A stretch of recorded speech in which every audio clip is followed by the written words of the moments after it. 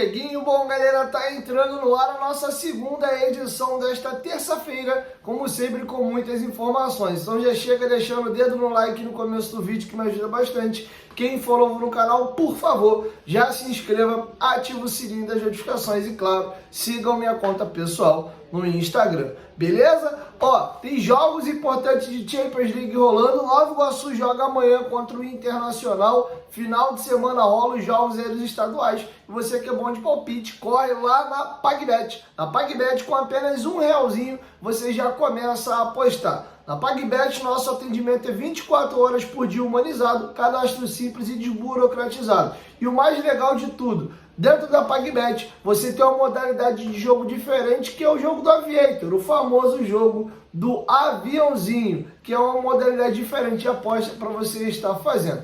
Não à toa, o nosso bordão na PagBet acertou, tá pago, via a agilidade das transferências dos nossos pagamentos, que são feitos através de Pix. PagBet, parceira do canal Futebolaço, o link tá aqui no primeiro comentário fixado. Dito isso, galera, vamos agora às informações.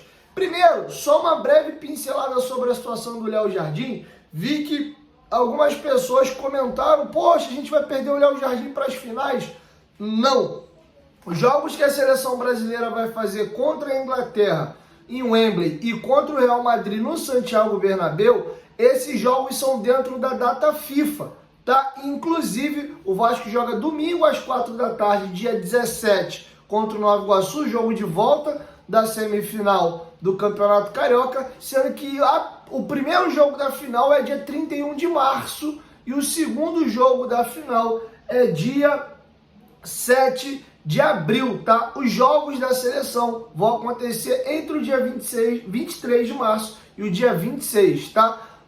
Pela Copa do Brasil, a CBF ainda não marcou o sorteio, então a gente não sabe quando será os jogos ainda dos clubes que avançaram para a terceira fase. Lembrando que a partir dessa fase, os clubes que jogam a Libertadores entram nos potes para se fazer o sorteio, tá? Então, a partir da terceira fase, tem Flamengo, tem Botafogo, tem Red Bull Bragantino, tem Palmeiras, e tem Fluminense, as equipes que estão na Libertadores. Beleza? Vamos virar a chave agora, aproveitando que a gente falou de semifinais e o Maracanã está envolvido diretamente nisso. Eu gostaria de trazer para vocês os últimos públicos do Vasco no Maracanã, jogos com torcida só do Vasco que não envolvam os clássicos. Esses jogos aí que o Vasco colocou o Maracanã para poder levar. 2019, aquele jogo do encerramento do Campeonato Brasileiro, o Vasco não brigava por mais nada, nem para conseguir vaga para a competição internacional e tampouco para ser rebaixado. Uma festa lindíssima, eu estava no Maracanã nesse dia. 67.395 pessoas contra a Chapecoense. Teve show do Darlan, da Leste e de outros cantores vascaínos naquele dia. Foi bem legal. 2021 o Vasco não jogou lá, teve período de pandemia também. O outro jogo que o Vasco voltou a alocar o Maracanã com a sua torcida foi Vasco e Cruzeiro 2022. 63.608 pessoas. Gol do Getúlio, cruzamento do Nenê. Pela esquerda, vitória por 1-0. O jogo da Chapecoense foi 0-0. Esporte também em 2022, 60.601 pessoas. Eu também estava presente, a minha esposa foi comigo. Esse jogo foi 0-0. Eu lembro até que o Palácio foi titular nesse dia, mas o placar não saiu do zero. 60.601 pessoas para ver o Vasco. Depois, em 2023, ano passado, 2 jogos. Primeiro jogo contra a equipe do Palmeiras. O Vasco mandou 59.867 pessoas num jogo que foi 2-2, tá? Depois o jogo contra o Atlético Mineiro, eu também estava lá. O Vasco venceu por 1-0, gol de Serginho, e mandou o Maracanã naquele dia numa chuva absurda, 53.540 pessoas. Esse é o jogo que até então o Léo Jardim mais tinha feito defesas com a camisa do Vasco. E agora o jogo contra o Nova Iguaçu, 61.425 pessoas. O Vasco mandou então 7 partidas. Dessas 7 partidas, 5 tiveram mais de 60 mil e 2 tiveram mais de 50 mil, um com 53 e o outro com 59. Esse jogo do Galo, que foi o jogo que teve 53 mil pessoas, caiu um dilúvio no Maracanã nesse dia. Beleza? Então, mais uma vez, parabéns à torcida do Vasco pela assiduidade absurda nos jogos do Maracanã, onde só tem o Vasco como clube do Rio em campo, tá? O Nova Iguaçu é uma equipe já pequena aqui do Rio de Janeiro. Então podemos dizer que sim, o Vasco consegue tranquilamente mandar jogos com um público de 50, 60 mil pessoas, independente de quem seja o adversário do outro lado. Beleza? Tá feito o registro. Vamos agora aqui a algumas aspas, tá? O Vasco, ou melhor, o Richarlison, atacante aí da seleção brasileira e do Tottenham, deu uma entrevista ao Desimpedidos e o Fred perguntou tanto para ele como para o Emerson Royal quais clubes eles gostariam de jogar no Brasil num possível retorno nas suas carreiras mais à frente. E aí o Emerson Royal falou, salvo engano, acho que foi o Santos. Já o Richarlison, que é revelado no América Mineiro, foi ao Fluminense e do Fluminense foi fazer sua carreira na Premier League, falou, pode ser 2? E aí essa é a resposta que o Richarlison deu ao Fred do Desimpedidos, lá no canal do Desimpedidos. Pode ser 2? Fluminense ou Vasco? Minha família é toda vascaína, sou tricolor porque joguei lá, mas sou vascaíno. Essa é a primeira vez que eu falo meu time lá no Brasil. São essas duas equipes e o América Mineiro também.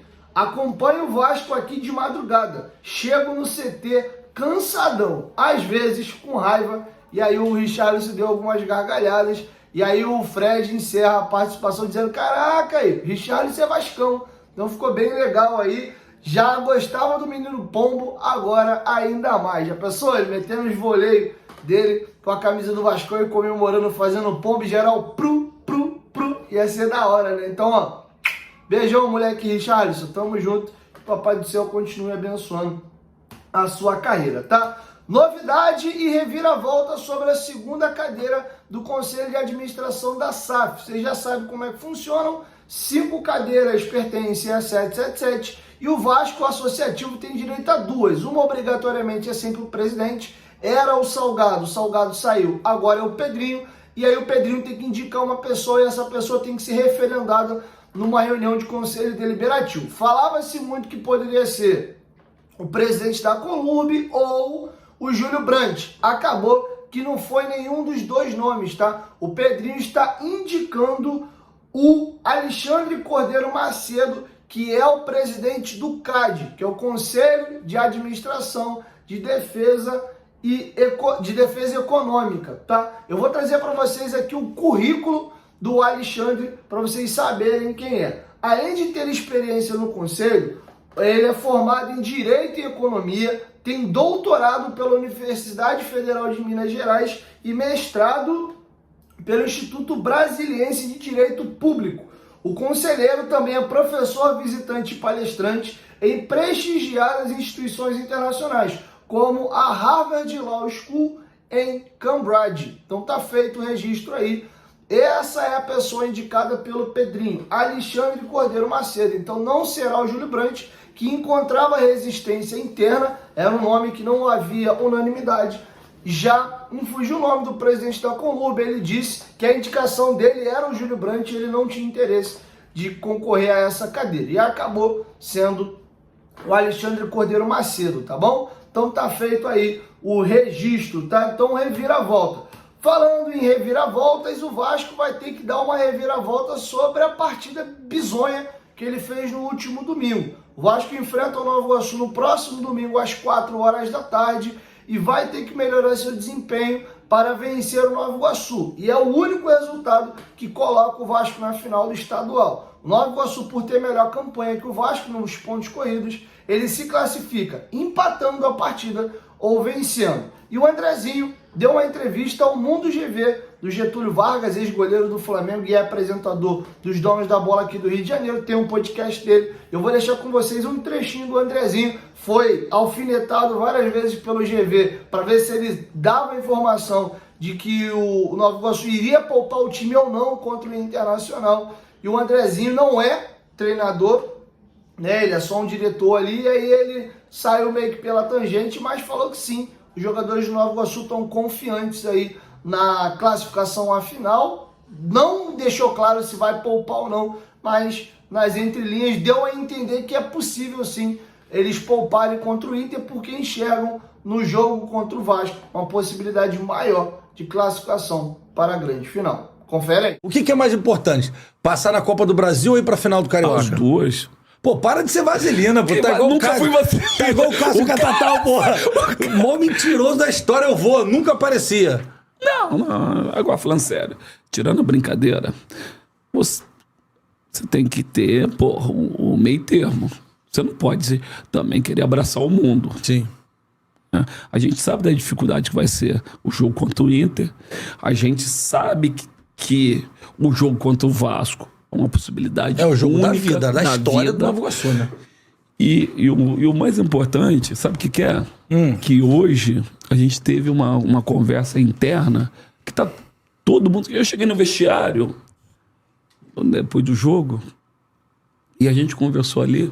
E que bom que tá pra tu ver o amadurecimento da equipe. Bom, quero te ouvir, deixa sua opinião aqui embaixo nos comentários do que vocês acharam da fala aí do Andrezinho. Acho super natural, o Nova Iguaçu já fez 2 jogos com o Vasco e não perdeu. Venceu um jogo e empatou o outro. É bem verdade que o primeiro jogo o Vasco entra com um time misto no primeiro tempo e no segundo tempo começa a colocar alguns titulares, mas venceu por 2-0 e merecia ter vencido o último jogo também, tá? Que o Vasco coloque as barbas de molho, leve o jogo a sério e vença a partida, porque é o único resultado que nos classifica para a final. Com todo o trabalho belíssimo feito pelo Nova Iguaçu, mesmo assim, uma eliminação para a equipe aqui, inclusive muito próximo da minha residência aqui, o Laranjeira da Baixada, seria uma tremenda...